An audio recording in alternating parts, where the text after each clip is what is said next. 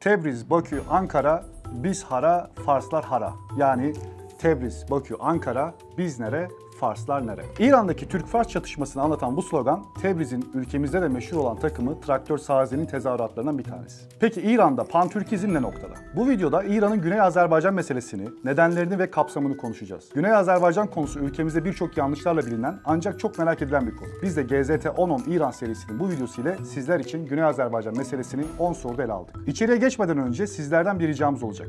GZT olarak sizlere doğru ve kaliteli içerikler çıkarmak ve bu bilgileri aktarabilmek için büyük bir özveriyle çalışıyoruz. Sizler de kanalımıza abone olarak bizlere destek olabilirsiniz. Ben Oral Toğa, GZT 10 başlıyor.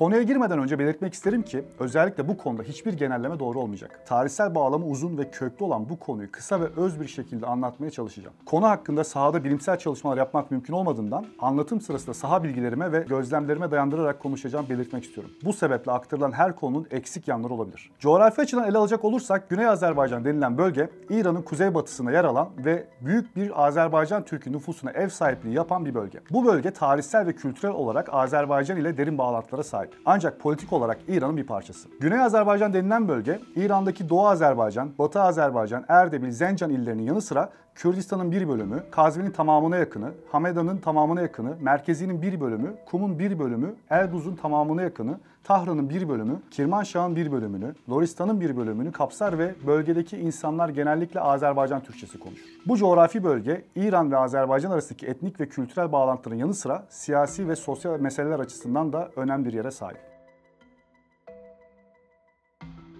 İran'da sadece Azerbaycan Türkleri yoktur.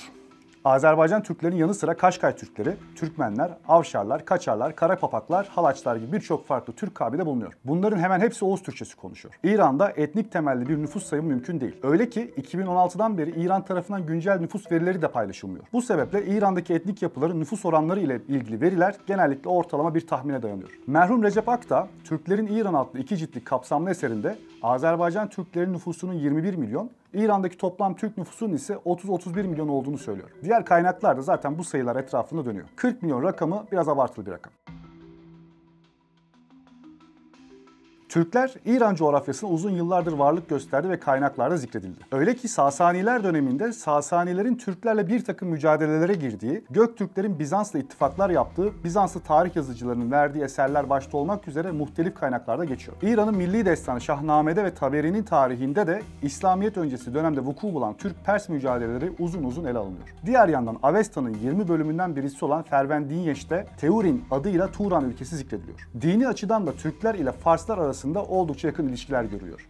Hüda, namaz, peygamber, abdest gibi kelimelerin Farsça kökenli olması bu alışverişin en önemli kanıtlarından. Bundan başka 8. yüzyılda Uygur Türklerin dini olan Maniheizm de İran'dan Türklere ulaşmış bir inanç. Ayrıca Uygurların İrani bir kavim olan Soğutlardan alfabelerini alacak kadar derinlikli bir ilişki içerisinde olduklarını da belirtmek gerekiyor. Gazneliler ve sonrasında Selçuklularla birlikte bölgede siyasi iktidarı alan Türk boyları, devlet yönetimini ve bürokrasiyi iyi bilen İranlılarla kader birliği oluşturdu ve coğrafya üzerine bugünlere kadar süregelen Türk-Fars ittifakını başlattı. Bu dönemde Selçuklu toprakları Orta Asya'dan Anadolu içlerine kadar genişledi ve İran ile Anadolu coğrafyasında Türk varlığı daha da belirgin hale geldi. Ayrıca William Cleveland'ın aktarımına göre Selçuklular Sünni İslam'ın canlanmasını sağladı. Hem Sünniliğin hem de özellikle Safevi döneminde Şia'nın aynı coğrafyada gelişip serpilmesi tarihin ilginç cilvelerinden biri olarak değerlendirilebilir. Yüzyıllar boyu Türkler coğrafyada yabancı bir unsur olarak görülmedi, her daim asli unsurlardan biri oldu. Her ne kadar belirli gruplar arasında bazı ırkçı tonda ayrıştırıcı düşünceler dile getirilse de bugün dahi Türkler ülkenin asli unsurları. Türkçeyi devlet dairelerinde, sokakta ve zaman zaman televizyonlarda, radyolarda duymak mümkün. Ancak Farsça her daim İran'da hüküm sürmüş devletlerin resmi dili oldu. İran'da Türkçe denilince akla İstanbul Türkçesi değil, orada konuşulan Azerbaycan Türkçesi geliyor. İranlılar için Türkiye'de konuşulan dilin adı İstanbulidir. Ayrıca İran'da Türk denilince akla yine Türkiye Türkleri değil, Azerbaycan Türkleri geliyor. Bu sebeple Türk-İran ilişkisi ayrı, Türkiye-İran ilişkisi ayrı konulardır. Pehlevi hanedanlığı ile birlikte İran'da 1000 yıllık Türk soylu şahlar dönemi de sona erdi. Fars milliyetçiliği ve pan-İranizmin yükselişiyle birlikte Türklere karşı baskılar yükseldi. İnsanlar Farsça konuşmaya zorlandı ve baskılar uygulanmaya başlandı. Bu baskılar İran'da pan-Türkist akımların güçlenmesine ve ülkede hızla zemin kazanmasına sebep oldu. İran'daki Türkçülüğün dinamikleri Türkiye'dekinden gerek tarihsel, gerek felsefi, gerekse sosyolojik anlamda oldukça farklı dinamiklere sahip. Oradaki Türkçülüğü besleyen birçok faktör var ve her biri başka bir matematiğe dayanıyor. Öncelikle İran Türklerinin büyük bir kısmının dillerinden ve kimliklerinden taviz vermeseler de İran'ı kendi vatanları olarak gördüğünü söylemek çok da yanlış olmaz. Zira gerek ilim havzalarında, gerek devlet sistemi içerisinde binlerce Türk soylu kişi bulunuyor ve İran yönetiminde üst seviyede yönetici pozisyondalar. Devrim Muhafızları Ordusu ve ona bağlı olan Besiç Teşkilatı'nda da binlerce Türk soylu kişinin varlığından bahsedilebilir. İş dünyası açısından da bu böyledir. İranlılar arasında Tebrizliler ticaretteki başarılarıyla anılıyorlar. Ülkedeki büyük girişimlerin arkasında genellikle Tebriz kökenli iş insanları bulunuyor. Bu durum ürünlere verilen isimlerde de görülüyor. Örneğin ülkenin en büyük meyve suyu üreticisinin adı Sen İç'tir. Keza en önemli otomatik kapı markasının adı da Açılan Doğru'dur. Ülkede Tebrizlilerin bu ticari başarıları hakkında çok sayıda şaka ve fıkrada bulunuyor. Pantürkist düşünceye sahip kişiler Farsların bu şakaları Türklerin başarısını çekememelerinden kaynaklı yaptıklarını söylüyor. Özetle Türklerin İran'da tamamen dışlanmış ve ötekileşmiş bir topluluk olduğunu söylemek yanlış olur. Sisteme tamamen entegre bir yapı bulunuyor. Bu yapının içinde çeşitli seviyelerde ayrılıkçı görüşlere sahip gruplar var. Ancak bu görüşlere sahip kişilerin düşünceleri de temelsiz değil. Gelin yakından bakalım.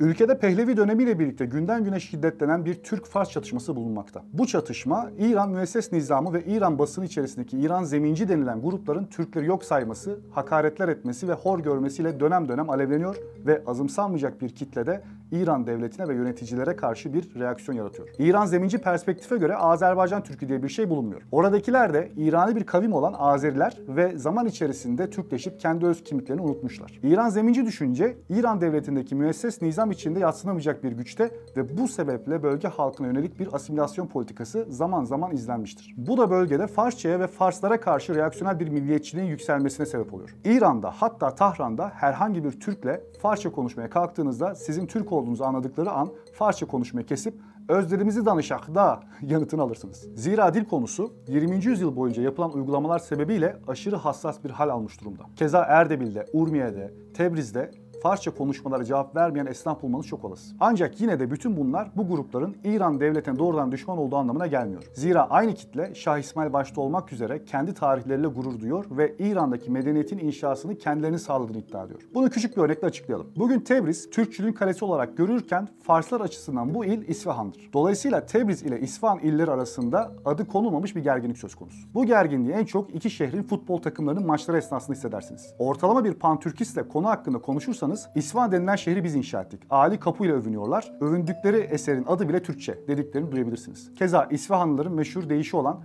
İsfahan nefse cihan, yani İsfahan dünyanın yarısıdır sözüne Tebrizliler bir ekleme yapmış ve devamında "Eğer Tebriz ne başet?" yani eğer Tebriz olmasaydı demişlerdir. İki şehir arasındaki bu kavga bu derece net ve sert bir şekilde ilerlemekte. Ülkedeki Türkler ekseriyetle uğradıkları hakaretlere ve pan-İranist ya da İran zemincilerin yaklaşımlarına tepkililer. Ancak yine de sistemi açıktan tehdit edecek kadar büyük bir ayrılıkçı damar bulunmuyor. İran Türklerini pan-Türkizme yaklaştıran konulardan birisi de İslam Cumhuriyeti'ne karşı olan tepkileri. Daha seküler bir yaşam tarzı benimsemiş ve İran İslam Cumhuriyeti'ne muhalif olan Türk nüfus içinde de İslam Cumhuriyeti'ne karşı yapılan muhalefet pan-Türkizm çatısı altında yapılmakta. Burada doğrudan sisteme karşı bir duruş bulunuyor. Ancak İslam Cumhuriyeti bir gün tekrar seküler bir görünüm alırsa bu grupların ayrılıkçı arzularını sürdürmek isteyip istemeyecekleri ise şüpheli. Son olarak bir grup ise Farslar ile hiçbir şekilde bir arada olunmaması gerektiğini, Azerbaycan'ın bütün ve bağımsız olması gerektiğini savunmakta. Hayatı ve düzeni oturmuş olan Türk nüfusu içerisinde bu söylemlere karşı bir mesafe bulunuyor. Keza İran devletinin bu kitleye karşı olan sert tutumu da insanları bu söylemden uzaklaştırıyor. Siyasal konjonktürün değişimiyle birlikte bu kitleler arasında kaymalar ve zemin kazanmalar veya kaybetmeler yaşanması mümkün. Zaten İran'ın da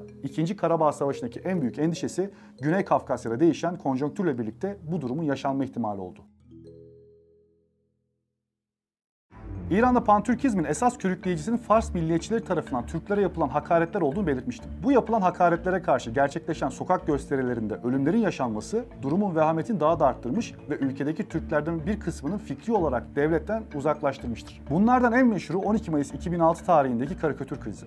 Karikatürde Farsça konuşan bir çocuğun karşısına konan bir hamam böceğine Türkçe konuşturmaktalar. Farsça konuşan bu çocuğun dilini anlamayan hamam böceği çocuğa nemene cevabını veriyor. Bu hakaret büyük bir toplumsal olayı alevlendirdi ve protestolar baş gösterdi. Protestolarda halka ateş açıldı ve 30 kadar gösterici protestolar boyunca öldü. Yakın İran tarihi bu ve benzeri birçok olaya şahit oldu. Bizzat devlet televizyonları ve gazetelerine yapılan bu hakaretlerin oldukça incitici olduğunu söylemeye gerek yok. Ancak bu hakaret konusu görünenden biraz daha derin. Bahsedilen bu olaylar buzdağının görünen yüzü. Gelin biraz daha yakından bakalım. Farsçada bir ifade vardır. Vağaen Türk. Yani hakikaten Türk. Bu laftan sözden anlamayan, aklı kıt, kafası basmayan kişilere kullanılan bir ifade ve tek değil. Yani toplum içerisinde Türkler genelde kafası basmayan, işe yaramayan kişiler olarak karikatürize ediliyor. Farsça içinde de Türklerle, özellikle Tebrizlerle dalga geçen belki de yüzlerce fıkra var. Türklerin aksanıyla da sıklıkla alay ediliyor ve resmi televizyonlarda dahi şaka konusu yapılıyor. Farsçayı telaffuz ederken C sesini söyleme şekilleri sıklıkla karikatürize edilerek tiyatral bir şekilde gösteriliyor. Bu aksan Türklüğün, dolayısıyla aptallığın alametlerinden sayılıyor. Halihazırda toplum içerisinde böylesi bir tek tipleştirme ve hakaret durumu varken bir de devlet yetkilileri, sanatçılar ve basında görülen hakaretler Türk toplumu içinde infial yaratıyor. Esas problem tam da burada yatıyor. Yel yatar, tufan yatar, yatmaz traktör bayrağı.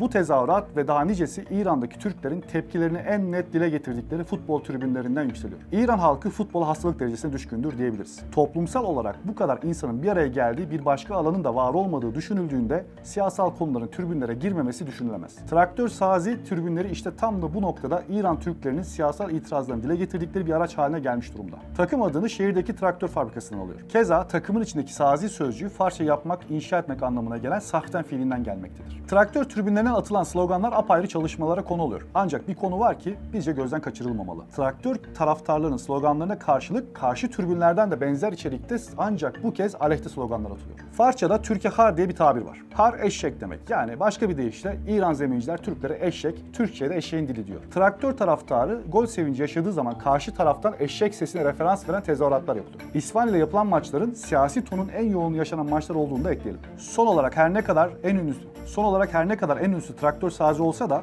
İran'da pantürkizm birçok başka spor dalında ve takımda varlığını sürdürüyor. Urmiye'nin meşhur voleybol takımı Turnalar bunlardan bir tanesi. İran'daki Güney Azerbaycan sorunu sadece Türklerin uğradığı hakaretlerden ibarettir demek konuyu eksik bırakmak olur. İran İslam Cumhuriyeti içinde birçok yönetişimsel sorun bulunuyor. Bunların başında da yanlış su politikaları sebebiyle kuruyan göller ve su kaynakları bulunuyor. Urmiye Gölü bunların başında geliyor ve İran Türkleri için olduğu kadar bölgede yaşayan diğer etnik grupların da geçim kaynakları gölle birlikte kuruyor. Batı Azerbaycan vilayeti ülkenin en fakir vilayetlerinden bir tanesi ve buradaki gençler ideolojik anlamda keskinleşiyor. Bu öylesine bir noktada ki bazı sosyal medya kanallarında İran İslam Cumhuriyeti'nin Urmiye'deki gölü Türkleri sürmek için bilerek ve kasıtlı olarak kuruttuğuna kadar giden iddialar dolaşıyor. Bu iddia elbette doğru değil. İran, gölün ıslahı ve yeniden canlanması için birçok projeyi gerçekleştirmeye çalışsa da bölgede ekonomik ve sosyal anlamda büyük bir hasar söz konusu. Gençlerin sosyal medya etkileşimleri de pantürkist fikirlerin hızla yaygınlaşmasına sebep oluyor ve organizasyon kabiliyetlerini yükseltiyor.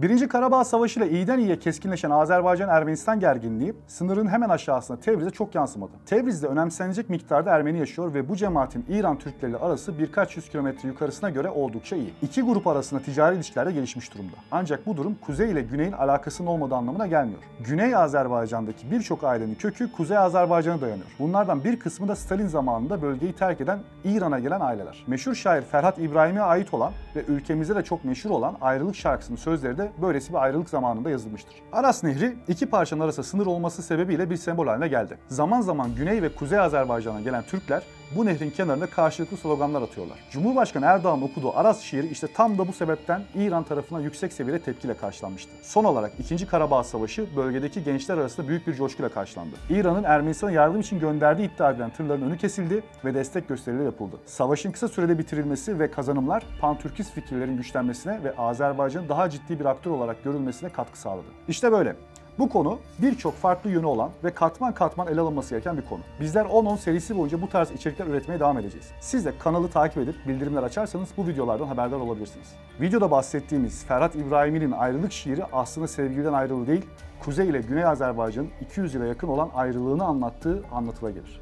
Biz de kapanışı bu şiirle yapalım. Fikrinden geceler yatabilmirem, bu fikri başımdan atabilmirem. Neyleyim ki sene çatabilmirem, ayrılık, ayrılık, aman ayrılık. Her bir dertten olar ayrılık. Uzundur hicrinden kara geceler, bilmirem men gedim hara geceler. Vuruptur kalbime yara geceler, ayrılık, ayrılık, aman ayrılık. Her bir dertten olar yaman ayrılık. Hoşça kalın. Bunu küçük bir örnekle açıklayalım. Bugün Tebriz, Türkçülüğün kalesi olarak görürken Farslar açısından bu il İsfahan'dır. Dolayısıyla Tebriz ile İsfahan illeri arasında adı konulmamış bir gerginlik söz konusu.